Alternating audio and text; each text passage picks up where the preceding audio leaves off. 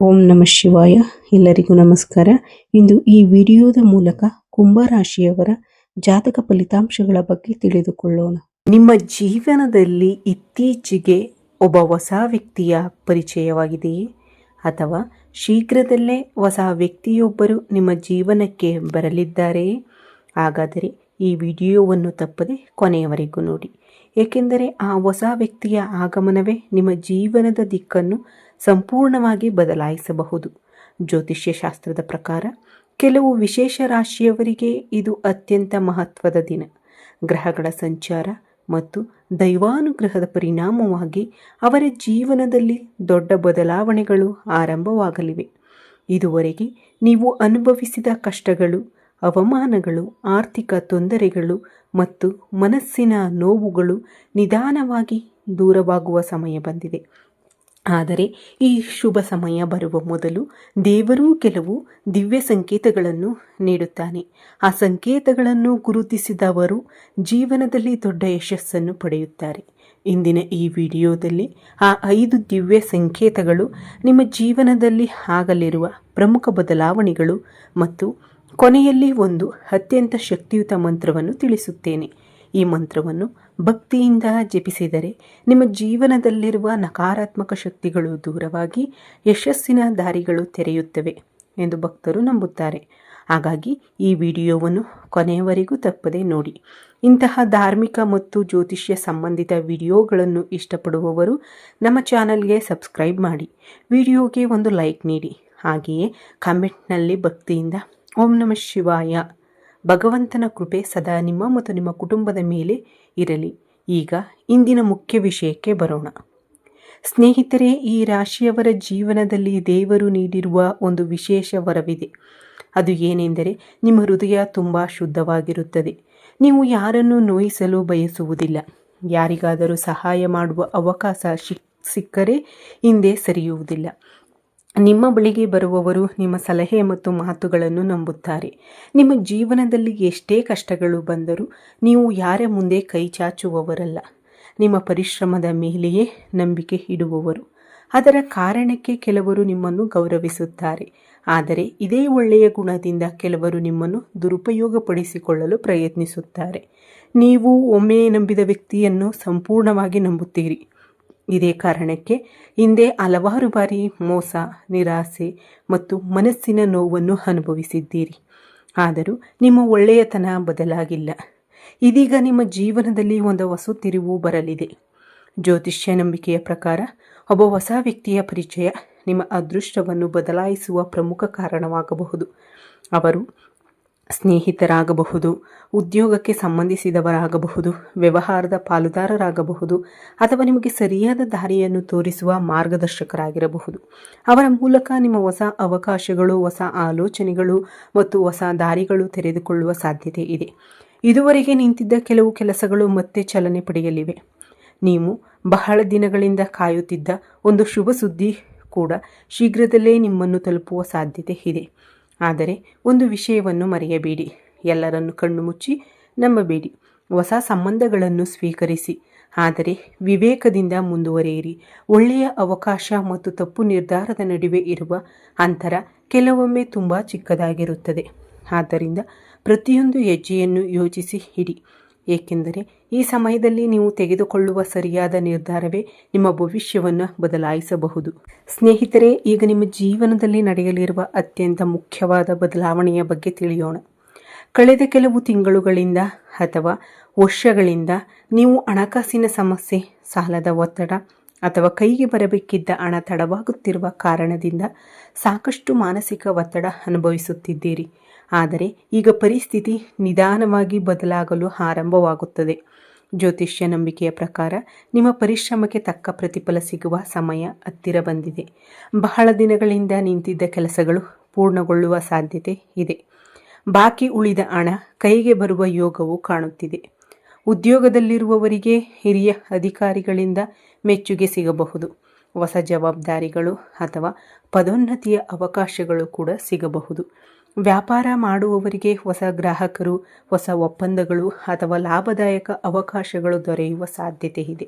ಇದೇ ಸಮಯದಲ್ಲಿ ನಿಮ್ಮ ಜೀವನಕ್ಕೆ ಪ್ರವೇಶಿಸುವ ಹೊಸ ವ್ಯಕ್ತಿಯೊಬ್ಬರು ನಿಮ್ಮ ಆರ್ಥಿಕ ಬೆಳವಣಿಗೆಗೆ ಕಾರಣರಾಗಬಹುದು. ಅವರ ಸಲಹೆ, ಸಹಾಯ ಅಥವಾ ಪರಿಚಯದಿಂದ ನಿಮ್ಮ ಆದಾಯ ಹೆಚ್ಚಾಗುವ ಅವಕಾಶಗಳು ತೆರೆಯಬಹುದು.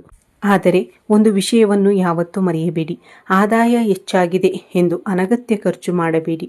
ಇಂದು ಉಳಿಸುವ ₹1 ನಾಳೆಯ ದೊಡ್ಡ ಸಮಸ್ಯೆಯಿಂದ ನಿಮ್ಮನ್ನು ಕಾಪಾಡಬಹುದು. ನೀವು ಭೂಮಿ, ಮನೆ, ಚಿನ್ನ ಅಥವಾ ಇತರ ಸ್ಥಿರಾಸ್ತಿ ಖರೀದಿಸುವ ಬಗ್ಗೆ ಯೋಚಿಸುತ್ತಿದ್ದರೆ ಸರಿಯಾದ ಸಲಹೆ ಪಡೆದು ಮಾತ್ರ ನಿರ್ಧಾರ ತೆಗೆದುಕೊಳ್ಳಿ. ಈ ಸಮಯದಲ್ಲಿ ಆತುರಕ್ಕಿಂತ ವಿವೇಕವೇ ನಿಮ್ಮ ದೊಡ್ಡ ಬಲ. ನೀವು ಎಷ್ಟೇ ದುಡಿದರೂ ನಿಮ್ಮ ಪರಿಶ್ರಮದ ಹಣವನ್ನು ಕಾಪಾಡಿಕೊಳ್ಳುವುದು ಕೂಡ ಅಷ್ಟೇ ಮುಖ್ಯ. ದೇವರು ಅವಕಾಶಗಳನ್ನು ಕೊಡುತ್ತಾನೆ, ಆದರೆ ಆ ಅವಕಾಶಗಳನ್ನು ಸರಿಯಾಗಿ ಬಳಸಿಕೊಳ್ಳುವುದು ನಮ್ಮ ಕೈಯಲ್ಲಿದೆ. ಬಹಳ ದಿನಗಳಿಂದ ನಿಮ್ಮ ಮನಸ್ಸಿನಲ್ಲಿ ಇದ್ದ ಒಂದು ಕನಸು ಈಗ ನನಸಾಗುವ ದಾರಿಯಲ್ಲಿ ಸಾಗುತ್ತಿದೆ.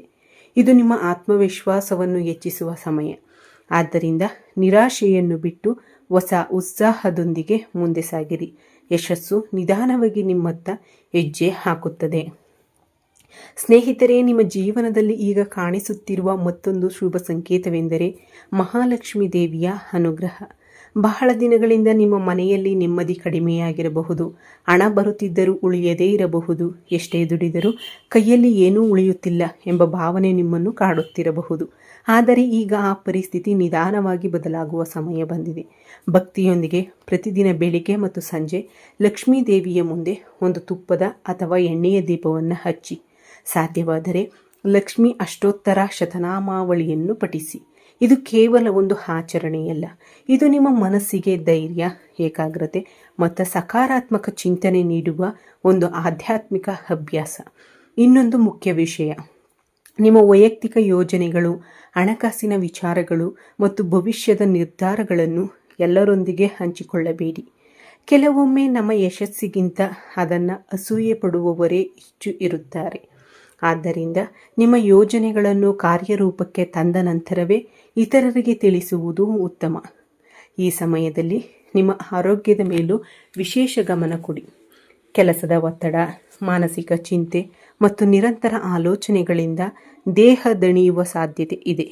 ಸಮಯಕ್ಕೆ ಊಟ ಮಾಡಿ, ಸಾಕಷ್ಟು ನಿದ್ರೆ ಮಾಡಿ, ಪ್ರತಿದಿನ ಕನಿಷ್ಠ 10 ನಿಮಿಷ ಧ್ಯಾನ ಅಥವಾ ಪ್ರಾರ್ಥನೆಗೆ ಮೀಸಲಿಡಿ. ನಿಮ್ಮ ಮನಸ್ಸು ಶಾಂತವಾಗಿದ್ದರೆ ನೀವು ತೆಗೆದುಕೊಳ್ಳುವ ಪ್ರತಿಯೊಂದು ನಿರ್ಧಾರವೂ ಉತ್ತಮ ಫಲಿತಾಂಶ ನೀಡುತ್ತದೆ. ಕುಟುಂಬದವರೊಂದಿಗೆ ಸಮಯ ಕಳೆಯುವುದನ್ನು ಮರೆಯಬೇಡಿ. ನಿಮ್ಮ ಜೀವನದಲ್ಲಿ ಎಷ್ಟೇ ದೊಡ್ಡ ಯಶಸ್ಸು ಬಂದರೂ ಕುಟುಂಬದ ಪ್ರೀತಿ ಮತ್ತು ಆಶೀರ್ವಾದವೇ ನಿಜವಾದ ಸಂಪತ್ತು. ಮತ್ತೊಂದು ಪ್ರಮುಖ ಸೂಚನೆ, ಈ ಸಮಯದಲ್ಲಿ ನಿಮ್ಮ ಜೀವನಕ್ಕೆ ಬರುವ ಹೊಸ ವ್ಯಕ್ತಿ ನಿಮ್ಮ ಭವಿಷ್ಯದಲ್ಲಿ ಮಹತ್ವದ ಪಾತ್ರ ವಹಿಸುವ ಸಾಧ್ಯತೆ ಇದೆ. ಆದರೆ ಅವರನ್ನು ನಂಬುವ ಮೊದಲು ಅವರ ಸ್ವಭಾವವನ್ನು ಚೆನ್ನಾಗಿ ಅರ್ಥ ಮಾಡಿಕೊಳ್ಳಿ. ಒಳ್ಳೆಯ ಸ್ನೇಹ ಜೀವನವನ್ನು ಕಟ್ಟಬಹುದು, ತಪ್ಪು ಸ್ನೇಹ ಜೀವನವನ್ನು ಹಾಳು ಮಾಡಬಹುದು. ಆದ್ದರಿಂದ ದೇವರ ಮೇಲಿನ ನಂಬಿಕೆಯ ಜೊತೆಗೆ ನಿಮ್ಮ ವಿವೇಕವನ್ನು ಬಳಸಿಕೊಳ್ಳಿ. ಈ ಸಮಯ ನಿಮ್ಮ ಜೀವನದಲ್ಲಿ ಹೊಸ ಆರಂಭದ ಸಂಕೇತವಾಗಿದೆ. ಸ್ನೇಹಿತರೆ, ಪ್ರತಿಯೊಬ್ಬರ ಜೀವನದಲ್ಲೂ ಎಲ್ಲರೂ ನಮ್ಮ ಒಳಿತನೇ ಬಯಸುತ್ತಾರೆ ಎಂದು ಹೇಳಲು ಸಾಧ್ಯವಿಲ್ಲ. ಕೆಲವರು ನಮ್ಮ ಯಶಸ್ಸನ್ನು ನೋಡಿ ಸಂತೋಷ ಪಡುತ್ತಾರೆ, ಆದರೆ ಇನ್ನು ಕೆಲವರು ನಮ್ಮ ಪ್ರಗತಿಯನ್ನು ತಡೆಯಲು ಪ್ರಯತ್ನಿಸುತ್ತಾರೆ. ನೀವು ಸಹ ಇತ್ತೀಚಿನ ದಿನಗಳಲ್ಲಿ ಯಾವುದೇ ಕಾರಣವಿಲ್ಲದೆ ವಿರೋಧ, ಅಪಪ್ರಚಾರ ಅಥವಾ ಅನಗತ್ಯ ತೊಂದರೆಗಳನ್ನು ಎದುರಿಸುತ್ತಿದ್ದರೆ ಅದರಿಂದ ಹೆದರಬೇಕಾಗಿಲ್ಲ.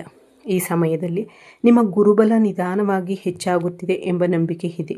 ಇದರಿಂದ ನಿಮ್ಮ ವಿರುದ್ಧ ಇದ್ದ ಅನೇಕ ಅಡೆತಡೆಗಳು ಒಂದೊಂದಾಗಿ ದೂರವಾಗಲು ಆರಂಭವಾಗಬಹುದು.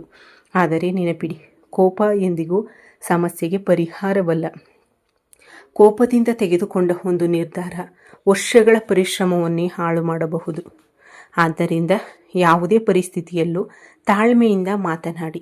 ನಿಮ್ಮ ಯಶಸ್ಸಿಗೆ ಉತ್ತರ ಕೊಡುವುದು ನಿಮ್ಮ ಕೆಲಸವಾಗಿರಲಿ, ನಿಮ್ಮ ಮಾತಲ್ಲ. ಇದೇ ಸಮಯದಲ್ಲಿ ದೇವರ ಆರಾಧನೆಗೆ ಹೆಚ್ಚು ಮಹತ್ವ ನೀಡಿ. ಸಾಧ್ಯವಾದರೆ ಸೋಮವಾರ ಅಥವಾ ಪ್ರತಿದಿನ ಬೆಳಿಗ್ಗೆ ಸಮೀಪದ ಶಿವನ ದೇವಾಲಯಕ್ಕೆ ಭೇಟಿ ನೀಡಿ ಭಕ್ತಿಯಿಂದ ಪರಮಶಿವನ ದರ್ಶನ ಮಾಡಿ. ನಿಮ್ಮ ಮನಸ್ಸಿನ ಕಷ್ಟ, ಆತಂಕ ಮತ್ತು ಆಸೆಗಳನ್ನು ಶಿವನ ಪಾದದಲ್ಲಿ ಅರ್ಪಿಸಿ. ಭಕ್ತಿಯೊಂದಿಗೆ ಮಾಡುವ ಪ್ರಾರ್ಥನೆ ಮನಸ್ಸಿಗೆ ಅಪಾರ ಶಾಂತಿಯನ್ನು ನೀಡುತ್ತದೆ. ಮನೆಯಿಂದ ಹೊರಡುವ ಮೊದಲು ಹಿರಿಯರ ಆಶೀರ್ವಾದ ಪಡೆಯಿರಿ. ತಂದೆ ತಾಯಿಯ ಆಶೀರ್ವಾದ ಅನೇಕ ಸಂದರ್ಭಗಳಲ್ಲಿ ಆತ್ಮವಿಶ್ವಾಸವನ್ನು ಹೆಚ್ಚಿಸುತ್ತದೆ. ಇನ್ನೊಂದು ಮುಖ್ಯ ಸಲಹೆ, ಯಾರಿಗೂ ಸುಲಭವಾಗಿ ಜಾಮೀನು ನಿಲ್ಲಬೇಡಿ. ಯಾರ ಮಾತನ್ನು ಪರಿಶೀಲಿಸದೆ ನಂಬಬೇಡಿ. ಹಣಕಾಸಿನ ವ್ಯವಹಾರಗಳಲ್ಲಿ ಎಚ್ಚರಿಕೆಯಿಂದ ಇರಿ. ಈ ಸಮಯದಲ್ಲಿ ನಿಮ್ಮ ಬುದ್ಧಿವಂತಿಕೆಯೇ ನಿಮ್ಮ ದೊಡ್ಡ ರಕ್ಷಣೆ. ಭಗವಂತನು ಅವಕಾಶವನ್ನು ಕೊಡುತ್ತಾನೆ, ಆದರೆ ಸರಿಯಾದ ನಿರ್ಧಾರವನ್ನು ತೆಗೆದುಕೊಳ್ಳುವುದು ನಮ್ಮ ಜವಾಬ್ದಾರಿ. ನಿಮ್ಮ ಜೀವನದಲ್ಲಿ ಈಗ ಹೊಸ ಅಧ್ಯಾಯ ಆರಂಭವಾಗುತ್ತಿದೆ. ಧೈರ್ಯದಿಂದ ಮುಂದೆ ನಡೆಯಿರಿ.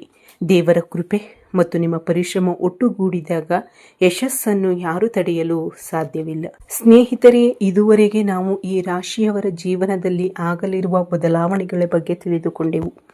ಒಬ್ಬ ಹೊಸ ವ್ಯಕ್ತಿಯ ಆಗಮನ, ಹಣಕಾಸಿನ ಪರಿಸ್ಥಿತಿಯ ಸುಧಾರಣೆ, ಕುಟುಂಬದಲ್ಲಿ ಸಂತೋಷ, ದೇವರ ವಿಶೇಷ ಅನುಗ್ರಹ, ಇವೆಲ್ಲವೂ ನಿಮ್ಮ ಜೀವನದಲ್ಲಿ ಹೊಸ ಅಧ್ಯಾಯದ ಆರಂಭವಾಗಬಹುದು. ಆದರೆ ನೆನಪಿಡಿ, ಅದೃಷ್ಟದ ಬಾಗಿಲು ತೆರೆಯುವುದು ದೇವರ ಕೃಪೆಯಿಂದಾದರೆ ಆ ಬಾಗಿಲಿನೊಳಗೆ ನಡೆಯುವುದು ನಿಮ್ಮ ಪರಿಶ್ರಮದಿಂದ ಮಾತ್ರ ಸಾಧ್ಯ. ಆದ್ದರಿಂದ ಯಾವುದೇ ಅವಕಾಶವನ್ನು ನಿರ್ಲಕ್ಷಿಸಬೇಡಿ. ನಿಮ್ಮ ಗುರಿಯ ಕಡೆ ಆತ್ಮವಿಶ್ವಾಸದಿಂದ ಹೆಜ್ಜೆ ಇಡಿ. ಇಂದಿನ ವೈಫಲ್ಯಗಳನ್ನು ನೆನೆದು ಬೇಸರ ಪಡಬೇಡಿ. ಬದಲಾಗಿ ಅವುಗಳನ್ನು ನಿಮ್ಮ ಯಶಸ್ಸಿನ ಪಾಠಗಳನ್ನಾಗಿ ಮಾಡಿಕೊಳ್ಳಿ. ಇನ್ನೊಂದು ಮುಖ್ಯ ವಿಷಯ, ನಿಮ್ಮ ಜೀವನದಲ್ಲಿ ಈಗ ಹೊಸ ಜನರು ಬರಬಹುದು, ಆದರೆ ಎಲ್ಲರನ್ನೂ ಒಂದೇ ರೀತಿಯಾಗಿ ನಂಬಬೇಡಿ. ಒಳ್ಳೆಯವರನ್ನು ಹೃದಯದಿಂದ ಸ್ವೀಕರಿಸಿ. ಕೆಟ್ಟ ಉದ್ದೇಶ ಇರುವವರಿಂದ ವಿವೇಕದಿಂದ ದೂರವಿರಿ. ಇದು ನಿಮ್ಮ ಯಶಸ್ಸಿನ ರಹಸ್ಯವಾಗುತ್ತದೆ. ಈಗ ನಾನು ಹೇಳಲಿರುವ ಈ ಪವಿತ್ರ ಮಂತ್ರವನ್ನು ಪ್ರತಿದಿನ ಬೆಳಿಗ್ಗೆ ಅಥವಾ ಸಂಜೆ 11 ಬಾರಿ ಭಕ್ತಿಯಿಂದ ಜಪಿಸಿ. ಓಂ ನಮಃ ಶಿವಾಯ. ಮತ್ತೊಮ್ಮೆ ಓಂ ನಮಃ ಶಿವಾಯ. ಈ ಪಂಚಾಕ್ಷರಿ ಮಂತ್ರವನ್ನು ಭಕ್ತಿಯಿಂದ ಜಪಿಸುವುದರಿಂದ ಮನಸ್ಸಿಗೆ ಶಾಂತಿ, ಧೈರ್ಯ ಮತ್ತು ಸಕಾರಾತ್ಮಕ ಚಿಂತನೆ ದೊರೆಯುತ್ತದೆ ಎಂದು ಶಿವಭಕ್ತರು ನಂಬುತ್ತಾರೆ. ಭಗವಂತನ ಮೇಲೆ ನಂಬಿಕೆ ಇಡಿ. ನಿಮ್ಮ ಪರಿಶ್ರಮದ ಮೇಲೆ ವಿಶ್ವಾಸ ಇಡಿ. ಒಳ್ಳೆಯ ಕಾರ್ಯಗಳನ್ನು ಮುಂದುವರಿಸಿ. ನಿಮ್ಮ ಜೀವನದಲ್ಲಿ ಖಂಡಿತವಾಗಿಯೂ ಶುಭ ಬದಲಾವಣೆಗಳು ಆರಂಭವಾಗುತ್ತವೆ. ಈ ವಿಡಿಯೋ ನಿಮಗೆ ಇಷ್ಟವಾದರೆ ಒಂದು ಲೈಕ್ ಮಾಡಿ. ಇನ್ನು ನಮ್ಮ ಚಾನಲ್ಗೆ ಸಬ್ಸ್ಕ್ರೈಬ್ ಮಾಡದಿದ್ದರೆ ಈಗಲೇ ಸಬ್ಸ್ಕ್ರೈಬ್ ಮಾಡಿ. ನಿಮ್ಮ ಭಕ್ತಿ ಮತ್ತು ನಂಬಿಕೆಯ ಸಂಕೇತವಾಗಿ ಕಮೆಂಟ್ನಲ್ಲಿ ಓಂ ನಮಃ ಶಿವಾಯ ಎಂದು ತಪ್ಪದೇ ಬರೆಯಿರಿ. ಆ ಭಗವಂತನ ಕೃಪೆ ನಿಮ್ಮ ಮೇಲೆ ಮತ್ತು ನಿಮ್ಮ ಕುಟುಂಬದ ಮೇಲೆ ಸದಾ ಇರಲಿ. ಜೈ ಶ್ರೀರಾಮ್. ಹರ ಹರ ಮಹಾದೇವ್. ಓಂ ನಮಃ ಶಿವಾಯ.